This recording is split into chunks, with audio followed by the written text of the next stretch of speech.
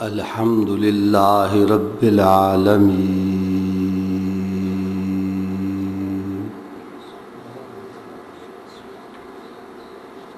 حمد الشاکرین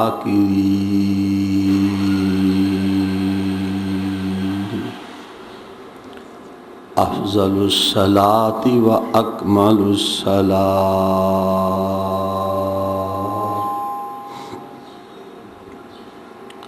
علی سید المرسلین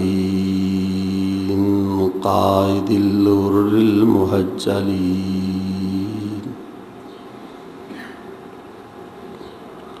نبی الحرمین امام القبلتین وسیلتنا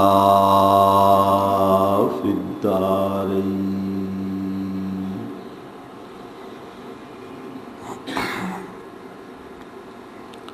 صاحب قاب قوسین محبوب رب المشرقین والمغربین جد الحسن والحسین المزین بکل زین المنزہ من کل عیب وشین نبی الانبیاء عظیم الرجاء امیم الجود والعطاء ماہی الذنوب والخطا الذی کان نبیا وآدم بین التین والماء ونبینا وکریمنا وعوننا ومعیننا وعیننا وعیاننا وغوثنا ومغیثنا وغیثنا وغیاثنا وملجأنا ومأوانا ووکیلنا وکفیلنا ومولانا محمد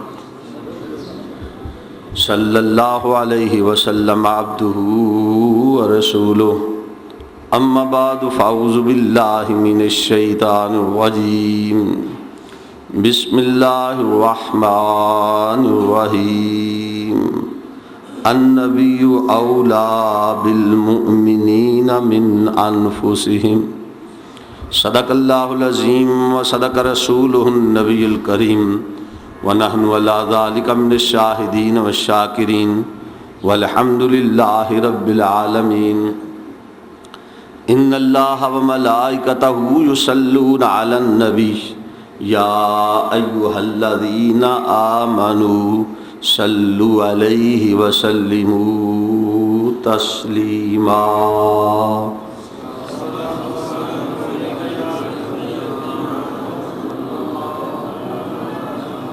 والصلاة والسلام علیک یا سیدی یا رسول اللہ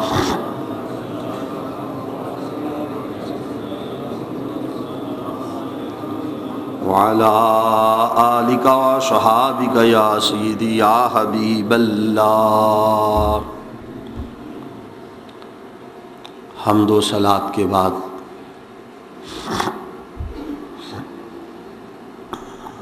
قابل صد احترام معزز و محترم حاضرین و سامعین کرام،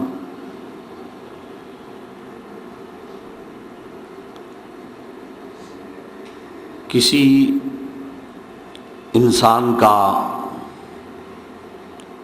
کسی کے ساتھ محبت کرنے کی وجوہات اور اس کے اسباب، اس پر گفتگو ہو رہی ہے. کہ جب کوئی انسان کسی کے ساتھ محبت کرتا ہے تو اس کے بنیادی طور پر 4 اسباب ہوا کرتے ہیں: حسن و جمال، مال و منال، فضل و کمال اور اتصال۔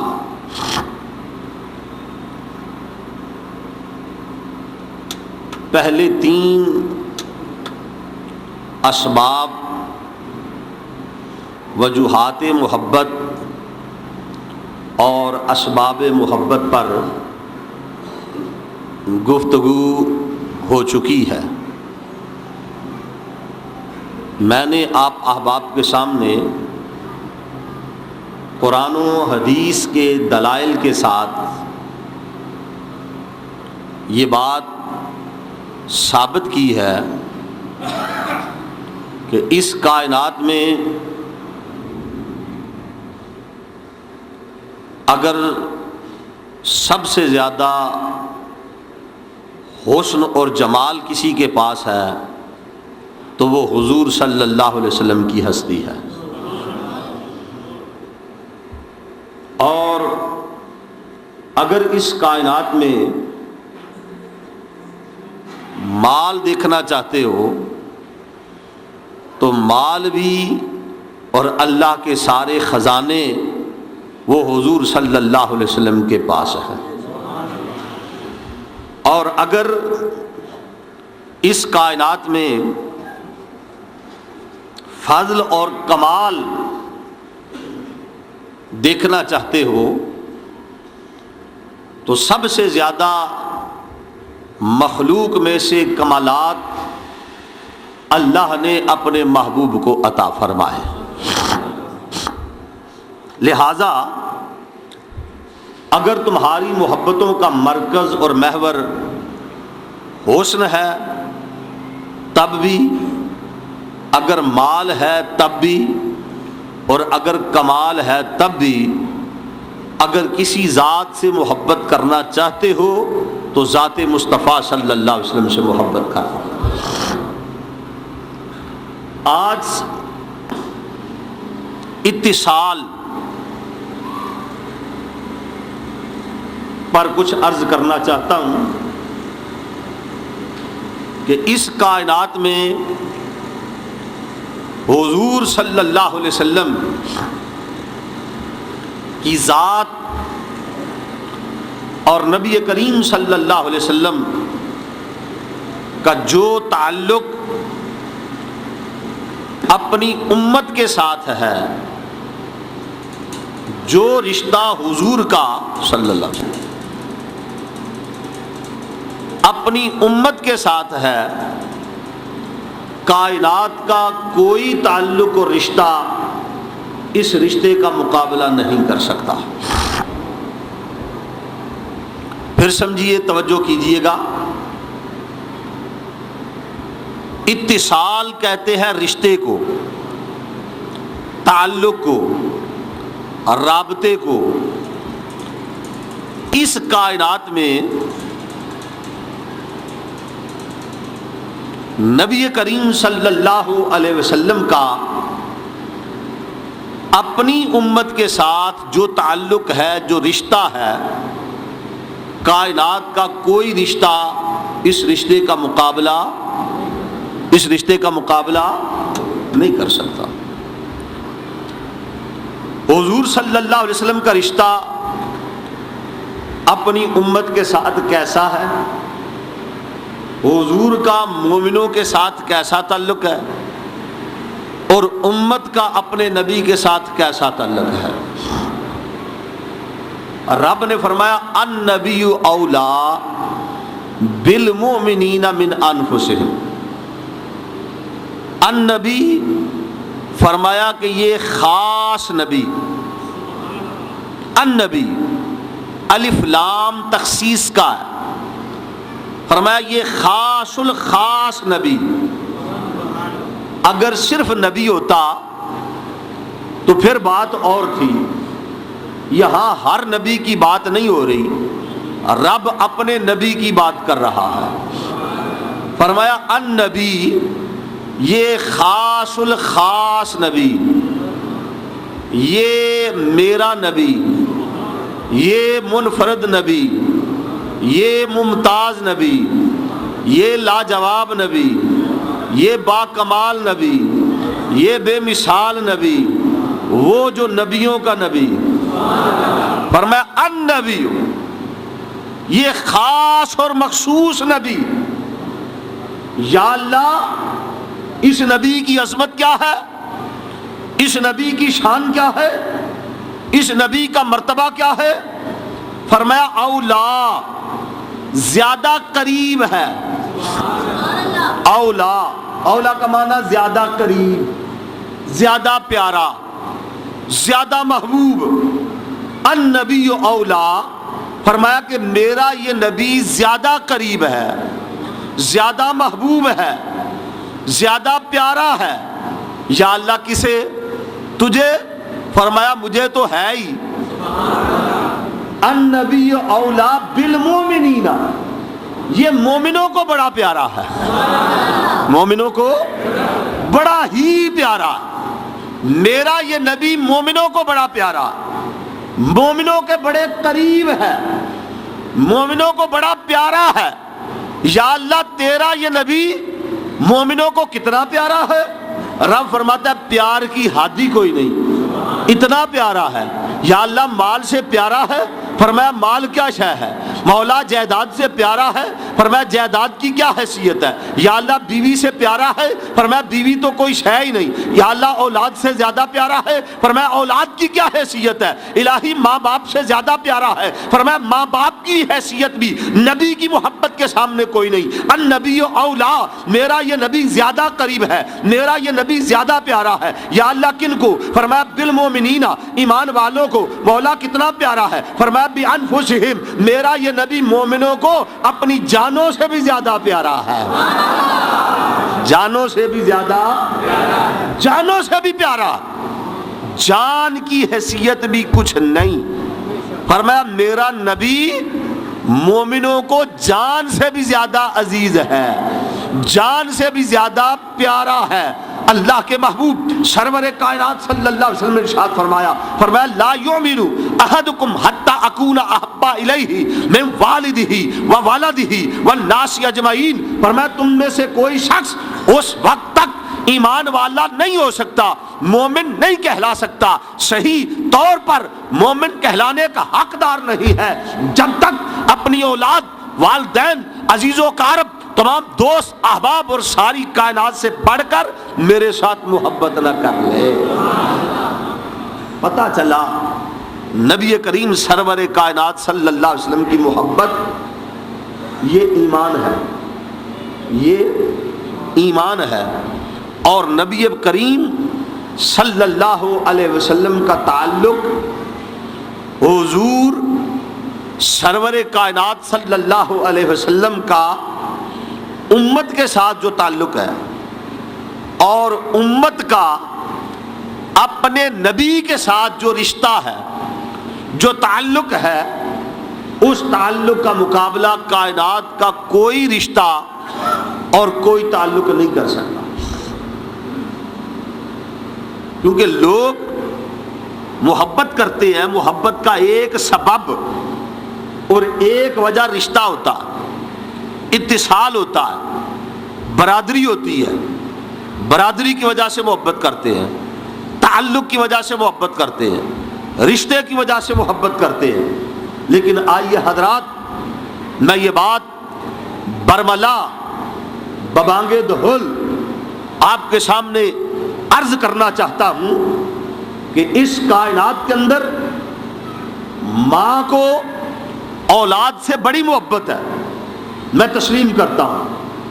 باپ کو بیٹے کے ساتھ بڑی محبت ہے، خاوند کو بیوی کے ساتھ محبت ہے، بیوی کو خاوند کے ساتھ محبت ہوگی، بھائی کو بھائی کے ساتھ محبت ہے، دوست کو دوست کے ساتھ محبت ہے، لیکن مجھے قسم ہے رب ذوالجلال کی، جو محبت کملی والے آقا کو ہم گناہگاروں کے ساتھ ہے، ہم عاجزوں سیاکاروں کے ساتھ ہے، اپنی امت کے ساتھ جو حضور صلی اللہ علیہ وسلم کو محبت ہے، کائنات کی کوئی محبت اس محبت کا مقابلہ نہیں کر سکتی۔ محمد کی محبت صلی اللہ محمد کی محبت خون کے رشتوں سے بالا ہے، یہ رشتہ دنیاوی قانون کے رشتوں سے اعلیٰ ہے۔ ساری محبتیں کائنات کی اس تعلق اور اس محبت کے آگے ہیچ ہے، کم تر ہے۔ جو محبت کملی والے آقا کو ہے، اور یاد رکھو کائنات کی ہر محبت یہ مصطفیٰ کریم کی محبت کا صدقہ ہے، یہ کملی والے آقا کے قدموں کی خیرات ہے، ورنہ کوئی کسی کے ساتھ محبت نہ کرتا۔ یہ ساری محبتیں بارگاہ رسالت سے ملتی ہیں، حضور صلی اللہ علیہ وسلم کی بارگاہ سے ملتی ہیں، محمد کی وساطت سے۔ محبت میری تیری ہے، محبت اصل ہے ان کی، نہ میری ہے نہ تیری۔ یہ سب محبتیں نبی کریم صلی اللہ علیہ وسلم کے دامان کرم کا صدقہ حضور کے دامن کی وابستگی کی وجہ سے ہے۔ اللہ تبارک و تعالیٰ نے فرمایا کہ میرا یہ نبی مومنوں سے محبت کرنے والا ہے۔ حضور اب کا تعلق ایمان والوں کے ساتھ، اپنے غلاموں کے ساتھ، اپنی امت کے ساتھ کیسا ہے؟ حضور کتنی محبت کرتے ہیں؟ آئیے رب سے پوچھیں کہ یا اللہ تیرا یہ نبی مومنوں سے کتنی محبت کرتا ہے، اور اس محبت کا کوئی اندازہ، کوئی حساب، یہ کیسی محبت ہے؟ تو سنیے حضرات، اللہ رب العزت نے قرآن میں ارشاد فرمایا، رب فرماتا ہے عزیز علیہ ما عنتم حریص علیکم بالمؤمنین۔ فرمایا کہ میرا یہ نبی ایسا نبی ہے کہ اس پر گراں گزرتا ہے، اس پر دشوار ہوتا ہے۔ عزیز علیہ ما عنتم، مسلمانوں پر، ایمان والوں پر اگر کوئی مشکل گھڑی آئے، جب کوئی مشکل وقت آئے، تو یہ چیز، یہ بات رب فرماتا ہے میرے نبی پر بھی گراں گزرتی ہے۔ نہیں سمجھے بات؟ کہ جب کسی مسلمان کو کوئی تکلیف ہو، رب فرماتا ہے یہ میرا نبی ایسا ہے کہ اس تکلیف کو اپنے دل میں محسوس کرتا۔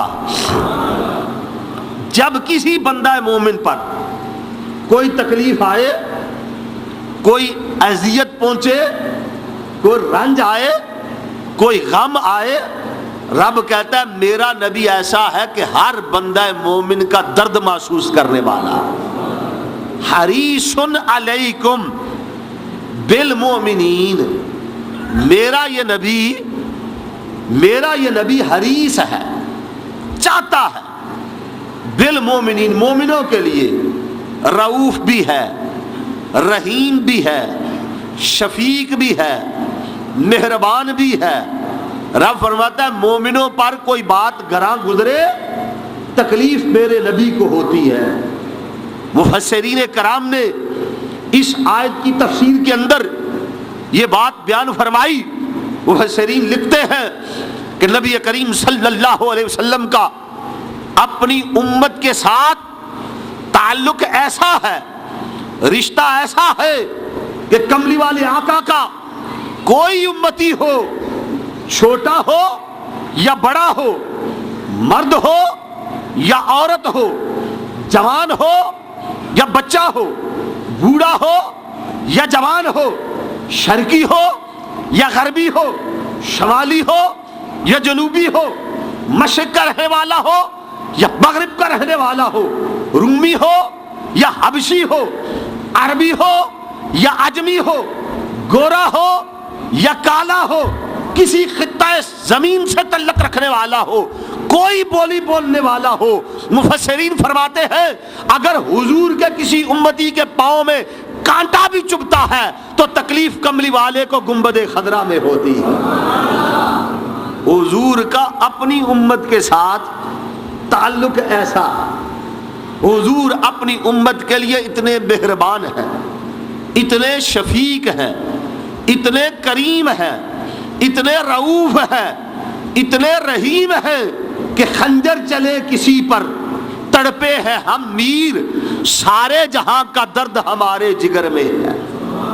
حضور کو اپنی امت اتنی پیاری ہے، امت کے ساتھ کملی والے آقا کا تعلق یہ ہے، نبی کریم صلی اللہ علیہ وسلم کو اپنی امت کے ساتھ اتنی محبت ہے، ایسا رشتہ ہے، ایسا تعلق ہے کہ کائنات کا کوئی تعلق، کائنات کا کوئی رشتہ اس رشتے کا مقابلہ نہیں کر سکتا، اور اس کے مد مقابل کوئی رشتہ اور کوئی تعلق نہیں آ سکتا جو تعلق اللہ نے اپنے نبی کا، اپنے نبی کی امت کے ساتھ قائم کر دیا۔ حضور صلی اللہ علیہ وسلم کا کیسا تعلق ہے، کیسا رشتہ کہ امت پر وہ احکامات جو سخت ہیں وہ احکامات بھی حضور صلی اللہ علیہ وسلم پر گراں گزرتے۔ آقا علیہ الصلوۃ والسلام نے عبادات کے اندر، معاملات کے اندر وہ احکامات ان سے روک دیا یا ان کو قصداً ترک فرما دیا تاکہ میری امت پر یہ چیز گراں نہ گزرے۔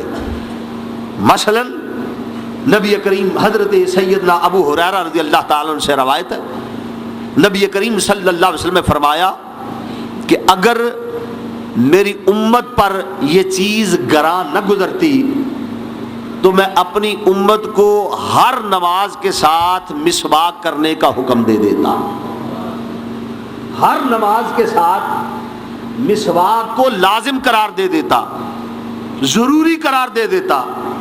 لیکن حضور نے دیکھا کہ میرے بیچارے امتی کہاں مسواک تلاش کرتے پھریں گے، نماز کا وقت ہوگا یہ مسواک تلاش کرتے پھریں، فرمایا صرف اس بنا پر کہ امت پر یہ چیز گراں نہ گزرے اس کو حضور نے ترک کر دیا، یعنی ہر نماز کے ساتھ اس کو لازم قرار نہیں دیا گیا، یہ نہیں کہا گیا کہ مسواک کے بغیر نماز ہی نہیں ہوتی۔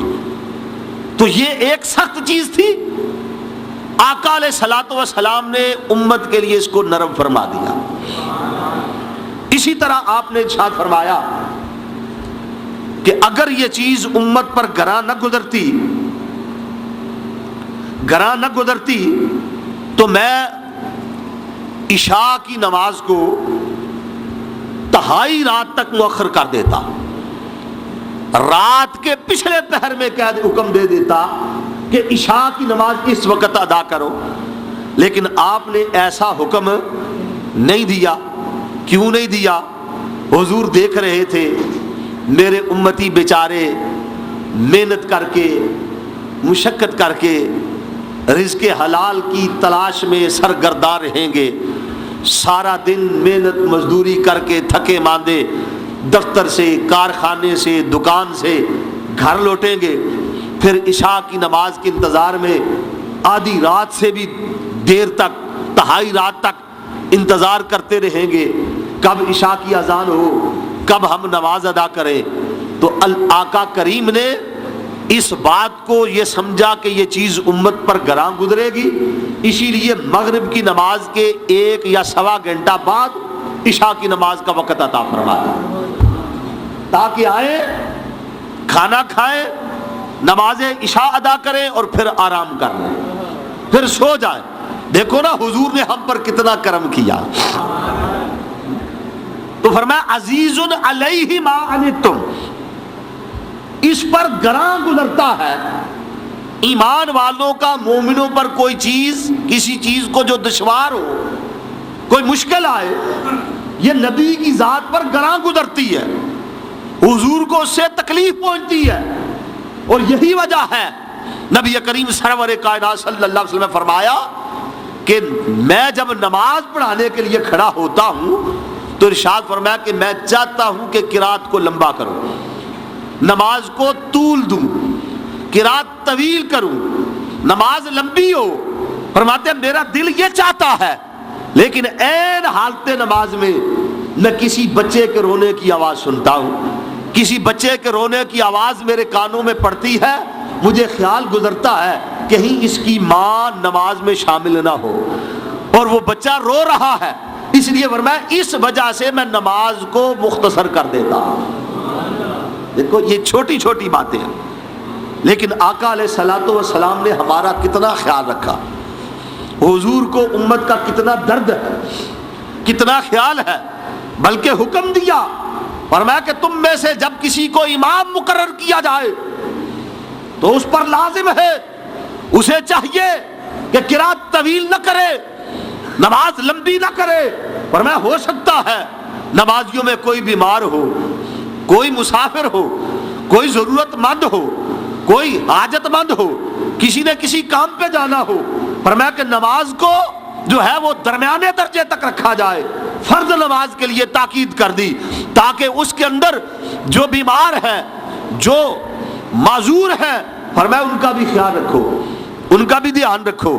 اور اللہ کے محبوب سرور کائنات صلی اللہ علیہ وسلم کا امت کے ساتھ کیسا تعلق ہے کہ نماز تراویح کی بات آئی تو 3 دن با جماعت ادا فرمائی، پھر جان بوجھ کر حضور جماعت کے لیے تشریف نہیں لائے۔ صحابہ نے اگلے دن جب عرض کی تو آقا علیہ الصلوۃ والسلام نے فرمایا صحابہ یہ عبادت مجھے پیاری تو ہے، لیکن میں اس ڈر سے باہر نہیں آیا کہ اگر میں نے اس پر ہمیشگی کی تو کہیں اللہ تبارک و تعالیٰ میری امت پر اس عبادت کو فرض نہ فرما دے۔ یہ نماز 20 رکعت تراویح امت کے لیے فرض قرار نہ دے دیا جائے، اگر فرض ہو جائے پھر میرے امتی کیا کریں گے، کہاں جائیں گے؟ حضرات ذرا سوچو، وہ کتنا کریم آقا ہے، وہ کتنا رحیم آقا ہے، وہ کتنا مہربان اور شفیق نبی ہے جو اللہ تبارک و تعالیٰ نے ہمیں عطا فرمایا کہ نبی کریم سرور کائنات صلی اللہ علیہ وسلم معراج کی رات جب اللہ رب العزت کی بارگاہ میں حاضر ہوتے ہیں تو رب نے نمازیں 50 عطا فرمائی۔ اب حضور صلی اللہ علیہ وسلم 50 ہی لا کر امت کو دے دیتے، آپ کے لیے تو یہ چیز کوئی دشوار نہ تھی، لیکن آقا کی نظر آنے والے کمزور امتیوں پر تھی۔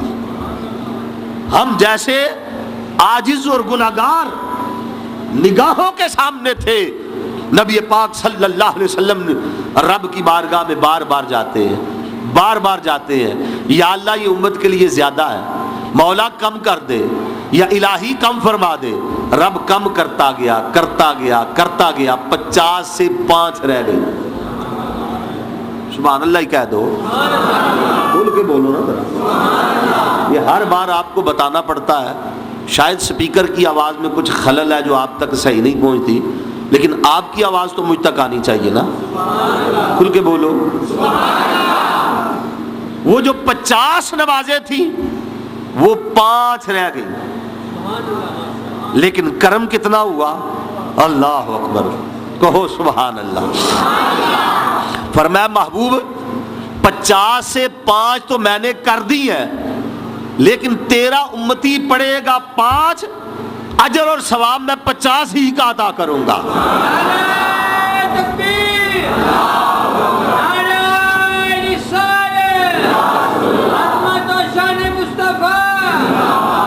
یہ آقا کا ہم پر کتنا کرم ہے، یہ حضور صلی اللہ علیہ وسلم نے ہم پر کتنا فضل فرمایا۔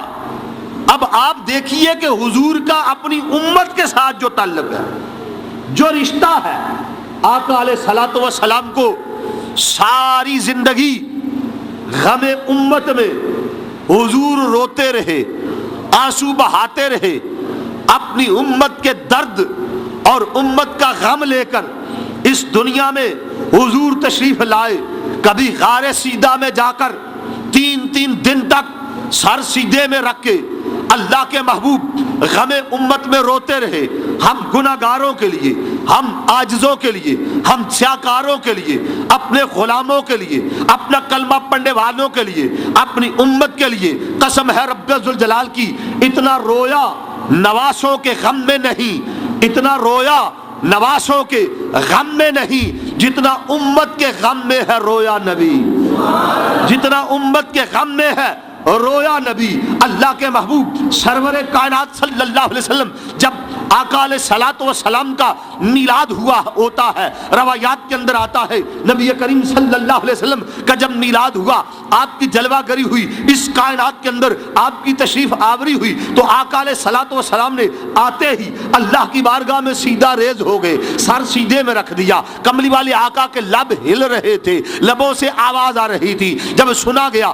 آواز کیا تھی، حضور صلی اللہ علیہ وسلم رب کی بارگاہ میں عرض کر رہے تھے، رب حبلی امتی، رب حبلی امتی، رب حبلی امتی، یا اللہ میری امت کا معاملہ میرے سپرد کر دے، مولا میری امت، یا اللہ میری امت کی مغفرت فرما، مولا میری امت کو بخش دے، مولا میری امت کو بخش دے، مولا میری امت کو بخش دے۔ یہ میلاد کا وقت ہے، آقا علیہ الصلوۃ والسلام کی کائنات میں جلوہ گری ہوتی ہے، لب پہ رب حبلی امتی، رب حبلی امتی کی صدائیں ہیں۔ اور جب حضور صلی اللہ علیہ وسلم معراج کی رات اللہ کی بارگاہ میں حاضر ہوتے ہیں، رب نے پوچھا کملی والے کچھ چاہتا ہے محبوب، کوئی دعا ہے محبوب، کوئی حاجت ہے؟ تو اللہ کے نبی پر ایک ہی التجا تھی، ایک ہی دعا تھی، رب حبلی امتی، رب حبلی امتی، رب حبلی امتی، یا اللہ میری امت کو معاف کر دے، یا اللہ میری امت کا معاملہ میرے سپرد کر دے، مولا میری امت کو میرے حوالے کر دے۔ اور جب کملی والے آقا کا وصال ہوا، آپ نے اس دنیا سے پردہ فرمایا، حضرت مولا علی شیر خدا رضی اللہ تعالیٰ عنہ فرماتے ہیں میں نے کریم آقا کو غسل دیا، جب میں نے آپ کو لحد مبارک میں اتارا، میں نے دیکھا کہ آپ کے لب مبارک ہل رہے ہیں، میں نے کان لگا کر جب سنا تو لبوں سے آواز آ رہی تھی، رب حبلی امتی، رب حبلی امتی، رب حبلی امتی، یا اللہ میری امت کو بخش دے، مولا میری امت میرے حوالے کر دے، میرے حوالے کر دے۔ خدا کی قسم ذرا سوچو تو صحیح، وہ نبی کیسا نبی ہے جو نہ میلاد کے وقت امت کو بھولا، نہ معراج کے وقت امت کو بھولا، نہ وصال کے وقت امت کو بھولا، اور وہ امتی کتنا نادان امتی ہے جو نبی کے میلاد کو بھی بھول جائے، نبی کی معراج کو بھی بھول جائے۔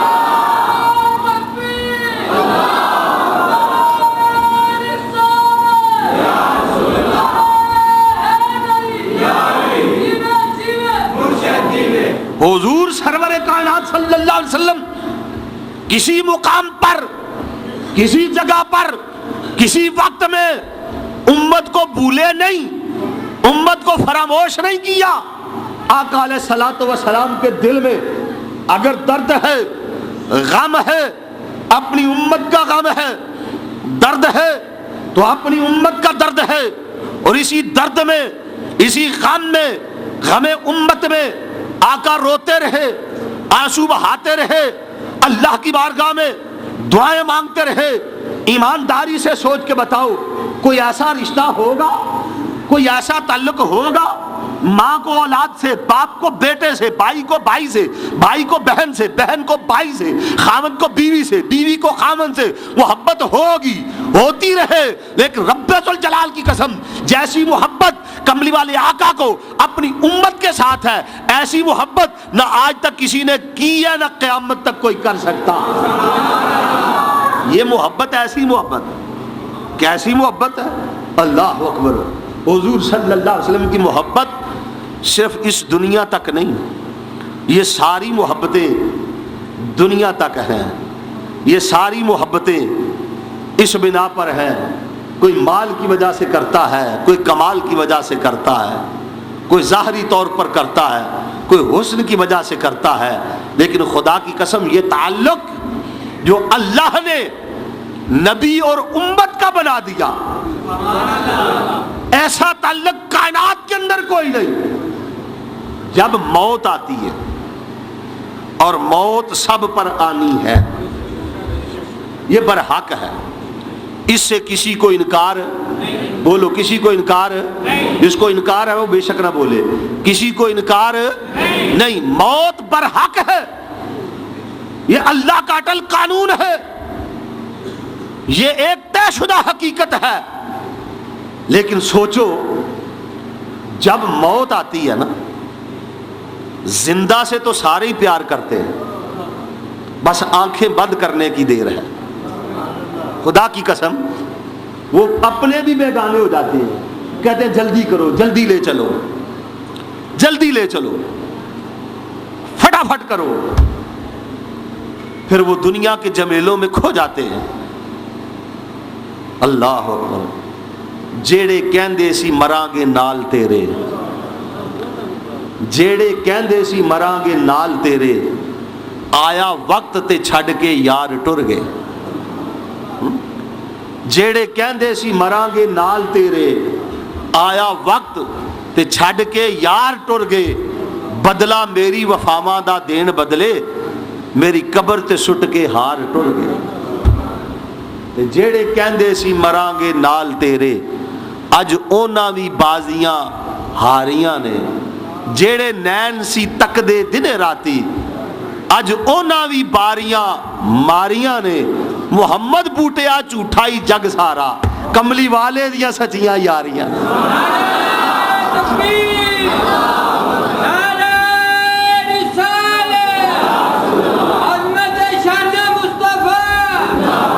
کملی والے دیاں، کملی والے دیاں سچیاں، بولو بولو، کملی والے دیاں سچیاں، کملی والے دیاں سچیاں۔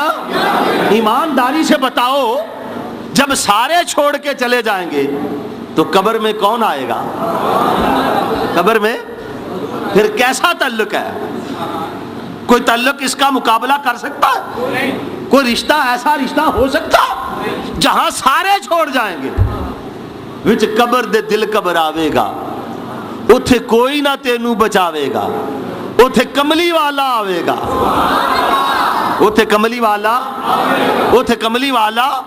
بخاری، مسلم، ترمذی، مشکات، صحیح سیاستہ سے ثابت ہے کہ جب بندہ قبر میں جاتا ہے، لوگ دفن کر کے گھروں کو لوٹ آتے ہیں، وہاں پر سارے تعلق، سارے رشتے، ساری برادریاں، ساری محبتیں ختم، قبر کی دیوار تک جائیں گی، دفن کر کے واپس لوٹ آئیں گی۔ اس اندھیری قبر میں، تیری اور میری قبر میں اجالا کرنے کے لیے کملی والے آقا تشریف لے آئیں گے۔ حضور سرور کائنات صلی اللہ علیہ وسلم کی ہستی آئے گی، نبی کریم صلی اللہ علیہ وسلم جلوہ گر ہوں گے۔ ہر مرنے والے کی قبر میں، مومن ہو، بدکار ہو، گناہگار ہو، سیاکار ہو، خواہ کیسا ہو، کملی والے کا ہر امتی، ہر کلمہ پڑھنے والے، ہر مرنے والے کی قبر میں آقا علیہ الصلوۃ والسلام تشریف لاتے ہیں۔ کیا ہوتا ہے؟ قبر کے اندر ایک کھڑکی کھلے گی، ٹھنڈی ٹھنڈی ہوائیں آئیں گی، بھینی بھینی خوشبو آئے گی، اشجار جھوم رہے ہوں گے، احجار قدم چوم رہے ہوں گے، گنبد خضرا سے سواری آتی ہے، کملی والے آقا تشریف لاتے ہیں۔ انداز یہ ہوگا کہ والضحیٰ کا چہرہ ہوگا، واللیل کی زلفیں ہوں گی، مازاق کا سرما ہوگا، علم نشرہ کا سینہ ہوگا، ید اللہ کے ہاتھ ہوں گے، وجہ اللہ کا چہرہ ہوگا، لب لالی ہوں گے، خط مشکی ہوں گے، زلف عنبری ہوں گے، اور خود رحمت للعالمین ہوں۔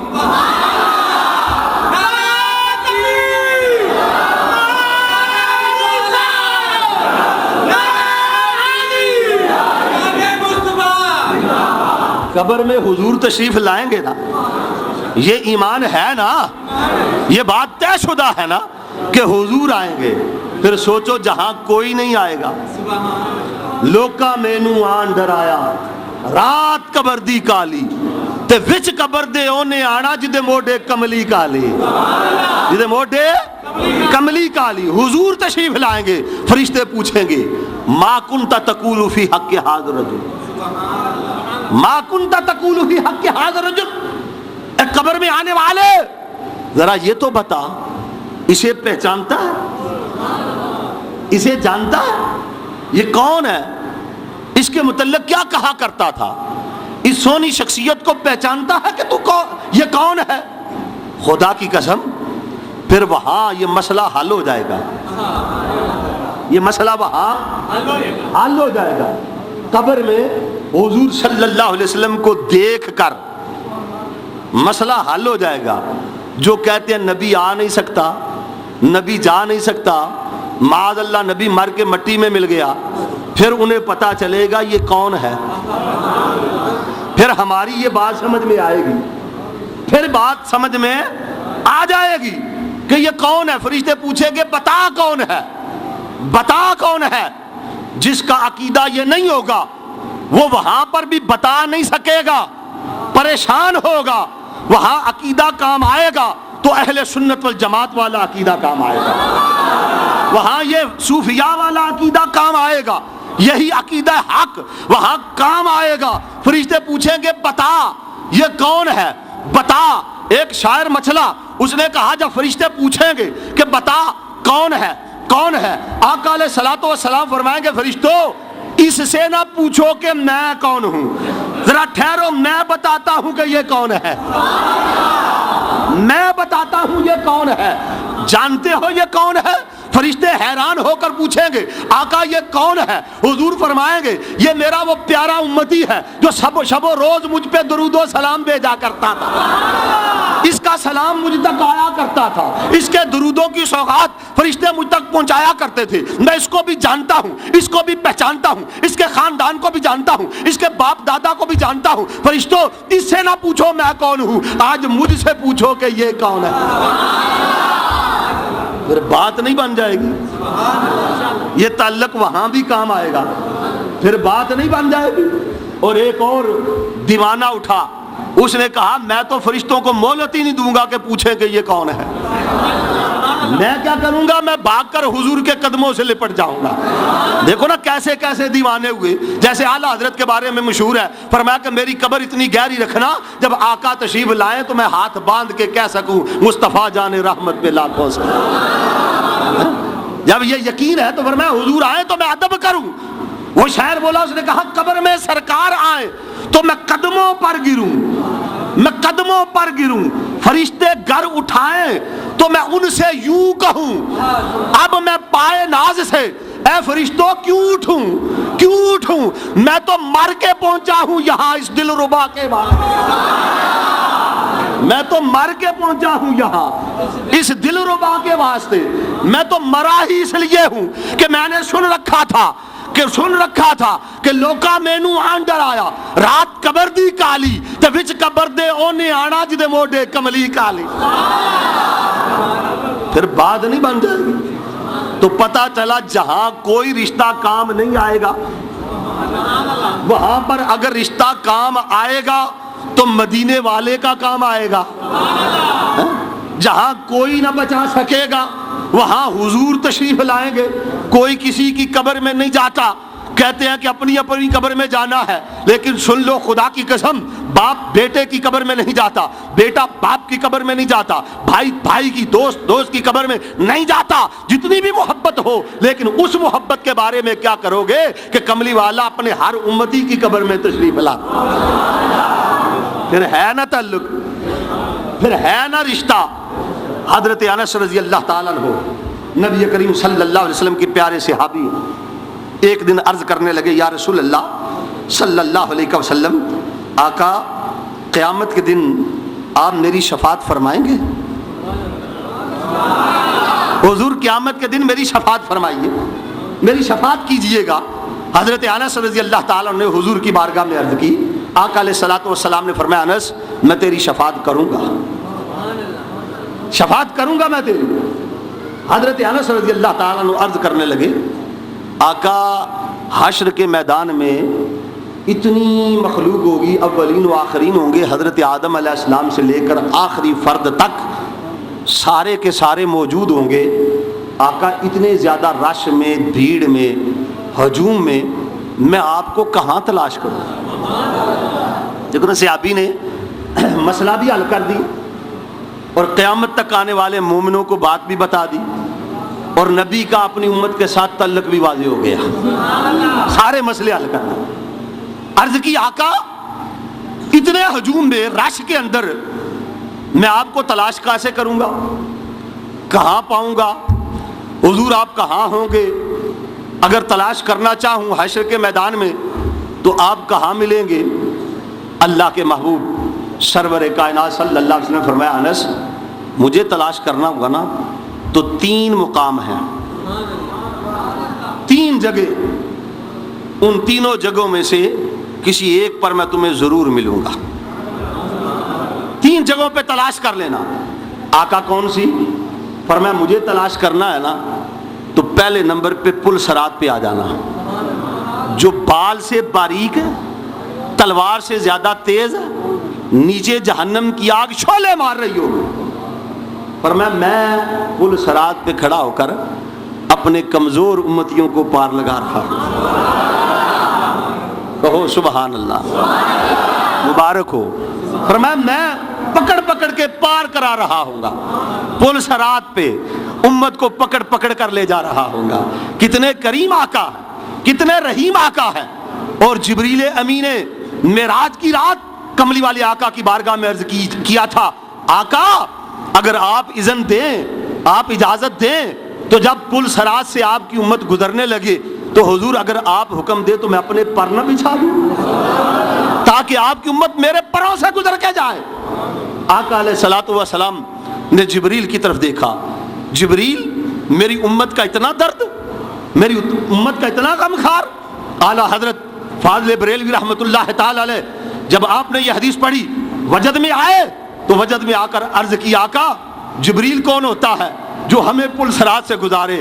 ہم تو غلام آپ کے ہیں، آقا ہمیں جبریل نہیں چاہیے، ہمیں آپ خود ہی پل صراط سے پار لگاتے چلے، خود پل سے گزاریے کہ پل کو خبر نہ ہو۔ اعلیٰ حضرت کیا کہتے ہیں؟ آقا خود پل سے گزاریے کہ پل کو خبر نہ ہو، جبریل پر بچھائیں پر کو خبر نہ ہو۔ آقا ہمیں تو آپ گزاریے۔ فرمایا میں پل صراط پہ اپنی امت کو گزار رہا ہوں گا، آقا اگر وہاں آپ کو نہ پاؤں، وہاں میری نگاہیں نہ دیکھ سکے تو اللہ کے محبوب نے فرمایا فاطلبنی عند المیزان، اے انس پھر میزان عدل پہ آ جانا، جہاں میری امت کے اعمال ترازو پہ تل رہے ہوں گے، میں وہاں کھڑا ہو کر دیکھ رہا ہوں گا۔ اگر کسی امتی کے نیکیوں کا پلڑا ہلکا ہوگا، گناہوں کا پلڑا بھاری ہوگا، میں درود کی پرچیاں نکال نکال کر نیکیوں والے پلڑے میں رکھتا چلا جاؤں گا، میں وہاں کھڑا ہوں گا۔ حشر کے میدان میں جہاں باپ بیٹے سے نظریں چرائے گا، بھائی بھائی سے بھاگے گا، خامد بیوی کی واقف نہیں ہوگی، دوست دوست کو نہیں پہچانے گا، وہاں پر کام آنے والی ہستی، وہ اگر تعلق اور رشتہ کام آئے گا تو کملی والے کا کام آئے گا۔ عرض کی آقا اگر وہاں بھی آپ کو نہ پاؤں پھر میں کہاں جاؤں، کدھر تلاش کروں؟ رب کے محبوب نے فرمایا فاطلبنی عند الحوض، اے انس پھر آ جانا حوض کوثر پر، اپنے پیاسے امتیوں کو کوثر کے جام بھر بھر کر پلا رہا، وہاں جام پلا رہا ہوں گا۔ ایک بار کھل کے بولو سبحان اللہ، محبت سے کہو سبحان اللہ، ذوق سے بولو، مل کے کہو، گنبد خضرا کا تصور کر کے بولو اللہ اکبر۔ کیسا تعلق، کیسی محبت، کیسا رشتہ، کیسا تعلق ہے۔ آؤ سیاستہ کی حدیث ترمذی، مشکات، بخاری، مسلم اٹھا کر دیکھ لو۔ حشر کے میدان میں کل قیامت کے دن جب سورج سوا نیزے پر ہوگا، زمین تانبے کی طرح تپ رہی ہوگی، لوگ نفسی نفسی پکار رہے ہوں گے، اللہ کا محبوب امتی امتی پکار رہا ہوگا، لوگ العطش العطش کی صدائیں آ رہی ہوں گی، پیاس پیاس کی آوازیں آ رہی ہوں گی۔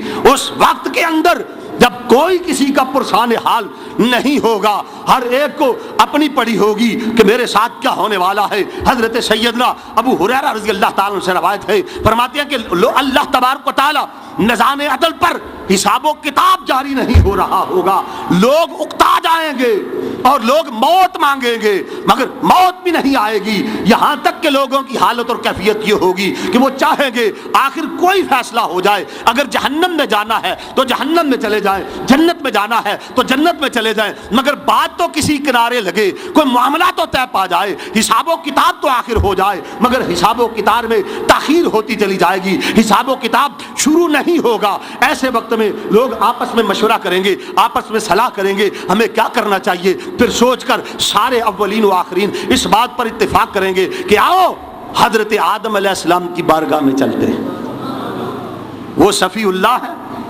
ان کو اللہ کی بارگاہ میں شفیع بناتے۔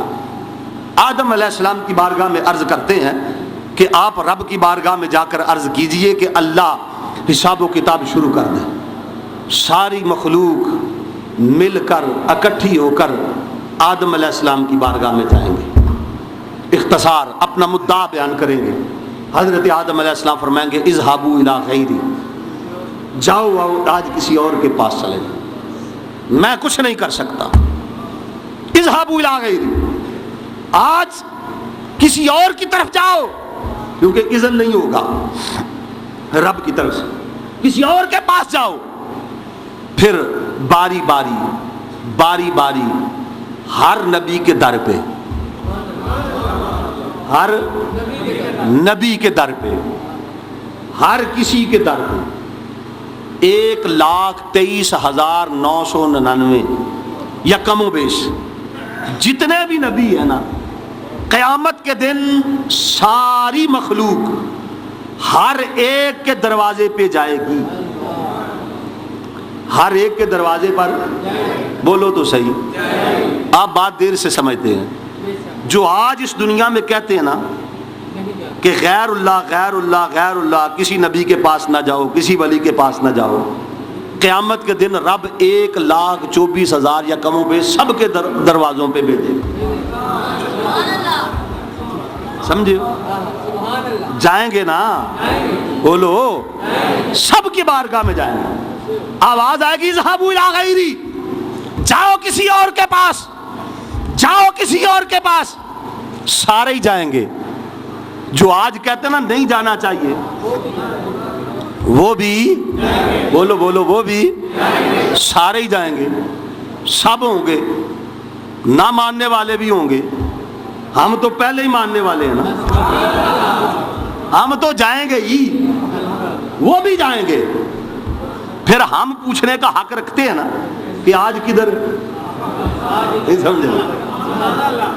یاد رکھنا اس بات کو، بھول نہیں جانا، کل قیامت کے دن ضرور پوچھنا، منکرو آج کدھر؟ غیر اللہ کی رٹ لگانے والوں آؤ، آج کدھر؟ جاؤ اللہ کی بارگاہ میں۔ وہ کہیں گے آج اللہ مانتا ہی نہیں۔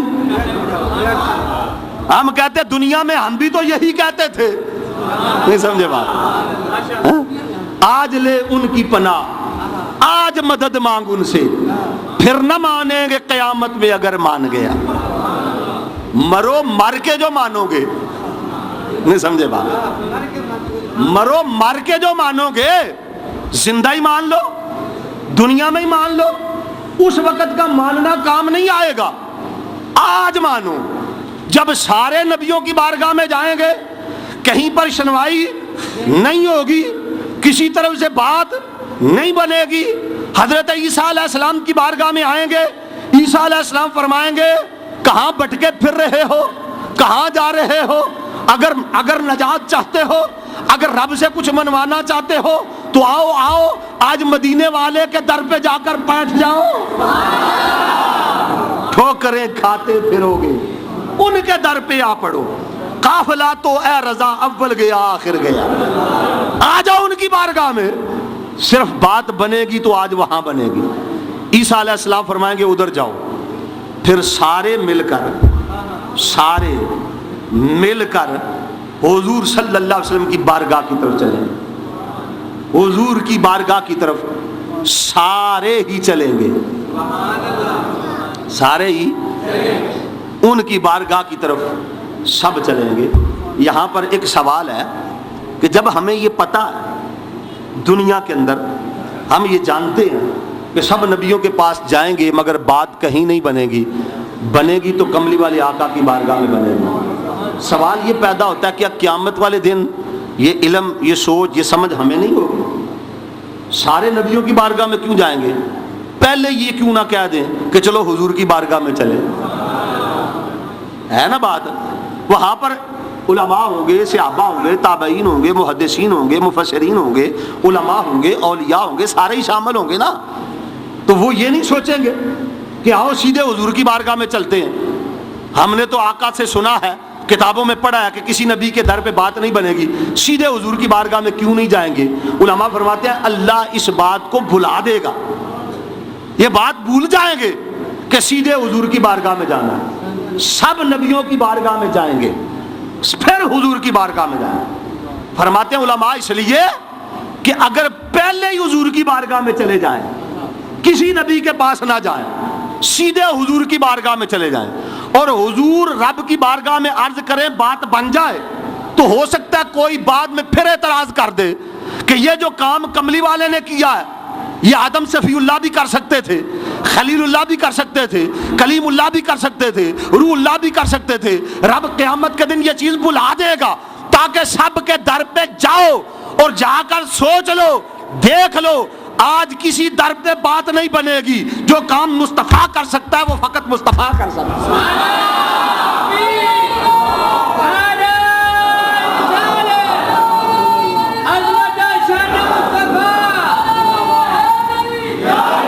یہ بات کہیں اور بن سکتی، فقط اتنا سبب ہے ان اقعاد بزم محشر کا، فقط اتنا سبب ہے ان اقعاد بزم محشر کا کہ ان کی شان محبوبی دکھائی جانے والی ہے۔ رب بتانا چاہتا ہے میرے نبی کی عظمت کیا ہے، میرے نبی کی شان کیا ہے۔ عیسیٰ علیہ السلام فرمائیں گے اے آنے والو، آج کہیں بات نہیں بنے گی تو مصطفیٰ کریم کی بارگاہ میں بنے گی۔ حضرات ذی وقار پھر ہم سارے ہوں گے، اور اولین و آخرین آدم علیہ السلام سے لے کر آخری امتی آنے والے بندے تک سارے کے ساری مخلوق ہوگی، گناہ گار بھی ہوں گے، نیکوکار بھی ہوں گے، بدکار بھی ہوں گے، کافر بھی ہوں گے، مشرک بھی ہوں گے، ماننے والے بھی ہوں گے، نہ ماننے والے بھی ہوں گے، شرک کے فتوے لگانے والے بھی ہوں گے، سارے ہوں گے، اور سارے جلوس بنا کے جائیں گے۔ اور جلوس بنے گا، کس کا جلوس بنے گا؟ عظمت مصطفیٰ کا جلوس بنے گا۔ میرے کملی والی آقا کی بارگاہ میں جائیں گے، وہ جو آج جلوس پہ فتوے لگانے والے ہیں، کہتے ہیں کہ جلوس جائز نہیں ہے، نعرے جائز نہیں ہے،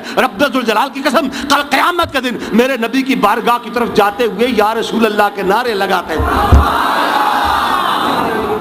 لگاتے جائیں گے، کیونکہ دیوانے بھی ہوں گے نا، عاشق بھی تو ہوں گے نا، ہم بھی تو ہوں گے نا، ہم کہاں چپ رہنے والے ہیں؟ نبی کا ذکر ہو، نبی کی طرف جائیں تو نبی کی عظمت کے نعرے نہ لگائیں، یہ تو ہو ہی نہیں سکتا۔ ہم تو نعرے لگاتے جائیں گے، جھنڈے لہراتے جائیں گے اور اعلان کرتے جائیں گے۔ فقط اتنا سبب ہے ان اقعاد بزم محشر کا کہ ان کی شان محبوبی دکھائی جانے والی ہے۔ پھر وہ سوچو تو صحیح، وہ کیسا منظر ہوگا جب اللہ کے محبوب کی بارگاہ میں حاضر ہوں گے۔ آقا آج رب بڑے جلال میں ہے، رب جلال میں ہے، مانتا ہی نہیں، ہماری سنتا ہی نہیں۔ حضور فرمائیں گے پھر آقا سب کی بارگاہ میں گئے ہیں، آواز یہی آئی ہے اذهبوا الى غیری، اذهبوا الى غیری، اذهبوا الى غیری۔ حضور اب آپ کی بارگاہ میں آئے ہیں، رب کے محبوب مسکرا کے فرمائیں گے انا لہا، انا لہا، انا لہا۔ میرے امتیوں گھبراتے کیوں؟ میں تو تمہارے لیے ہوں، میں تمہارے لیے۔ جہاں کوئی کام نہیں آئے گا وہاں حضور کام آئے گا، وہاں یہ تعلق، یہ رشتہ، یہ نسبت کام آئے گی۔ آقا علیہ السلام فرمائیں گے آؤ میں جاتا ہوں رب کی بارگاہ میں، پھر آؤ چشم تصور وا کر کے سوچو، خدا کی قسم وہ کیسی کیفیت ہوگی، کیسی گھڑی ہوگی۔ آگے آگے حضور سرور کائنات صلی اللہ علیہ وسلم ہوں گے، سیدنا صدیق اکبر ہوں گے، فاروق اعظم ہوں گے، پھر عثمان غنی ہوں گے، مولا علی ہوں گے، بلال حبشی ہوں گے، سلمان فارسی ہوں گے، صحابہ کی جماعت ہوگی، تابعین ہوں گے، تبع تابعین ہوں گے، مفسرین ہوں گے، محدثین ہوں گے، اولیاء اللہ ہوں گے، داتا علی حجویری بھی ہوں گے، خواجہ اجمیری بھی ہوں گے، بہاول حق زکریا ملتانی بھی ہوں گے، مجدد الفسانی بھی ہوں گے، پیر مہر علی بھی ہوں گے، پاک پتن والے ولی بھی ہوں گے، میں بھی ہوں گا، تم بھی ہوں گے، سارے ہی ہوں گے، یہ بھی ہوں گے، وہ بھی ہوں گے، ماننے والے بھی ہوں گے، نہ ماننے والے بھی ہوں گے۔ کیفیت اور حالت کیسی ہوگی؟ رب ذوالجلال کی قسم، ایک دیوانے نے یہ بات کہی، وہ کہتا سڑکے اتے لاریا اگے وے رسول اللہ پیچھے خلقت ساری۔ اس انداز سے جب حضور سرور کائنات صلی اللہ علیہ وسلم رب کی بارگاہ میں حاضر ہو جائیں گے، اللہ کی بارگاہ میں کملی والے آقا جا کر سر سیدھے میں رکھ دیں گے اور لمبا سیدھا کریں گے، اس وقت رب فرمائے گا ارفع راسک، اے کملی والے سر اٹھا، اور فشفع تشفع، اے کملی والے آج مانگ۔ کیا مانگتا ہے؟ مانگنا تیرا کام ہے، عطا کر دینا میرا۔ محبوب ذرا سر تو اٹھا، کملی والے زلفے تو سوار، محبوب دیکھ تو صحیح، کملی والے مانگ۔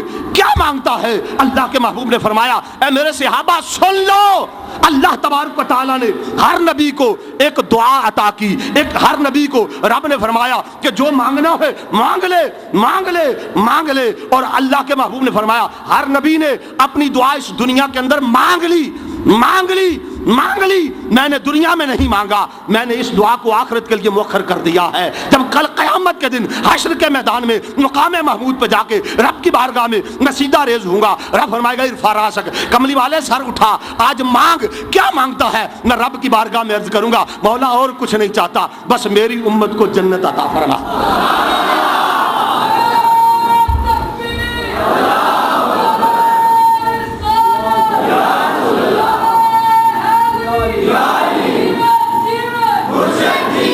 فرمایا میں نے اپنی دعا کو آخرت کے لیے رکھ چھوڑا ہے، آخرت کے لیے مؤخر کر دیا ہے۔